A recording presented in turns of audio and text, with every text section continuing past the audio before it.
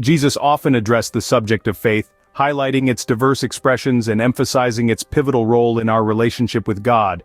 In Matthew, he both commends and challenges faith, noting that its potency can vary. This dynamic quality of faith is evident when he asks, "Where is your faith?" or remarks, "You of little faith," juxtaposed with occasions where he praises, "I've never seen such great faith." In Acts 6, Stephen is described as being full of faith, emphasizing the richness and completeness that faith can encompass. The significance of faith is further underscored in Hebrews 11, asserting that without it, pleasing God becomes an impossibility.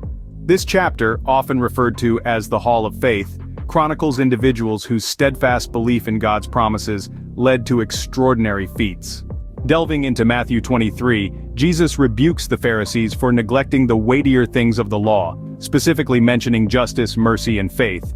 Faith, labeled as weighty, aligns with the Old Testament injunction from Micah 6:8, emphasizing the core values of acting justly, loving mercy, and walking humbly before God. Paul reinforces the importance of faith in 1 Corinthians 13, noting that alongside hope and love, faith remains a foundational virtue. Deuteronomy 7:9 introduces us to El Emunah, the faithful God. The Greek word for faith, pistis, translated as belief, assurance, or trust, roots itself in the concept of being persuaded or convinced. Hebrews 11:1 offers a profound definition of faith, describing it as the substance of things hoped for, the evidence of things not seen. This substance, translated alternatively as evidence, assurance, or conviction, makes our hopes firm and tangible.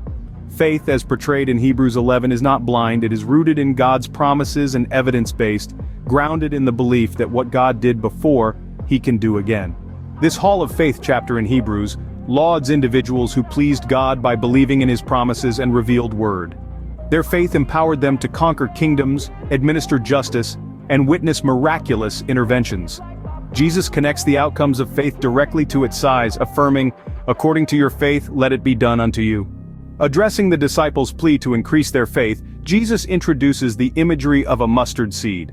While not directly responding to their request, he emphasizes the potential for substantial growth in faith, illustrating that even a small faith can produce remarkable results.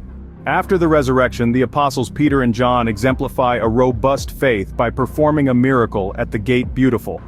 When questioned, they attribute their actions to what they have seen and heard.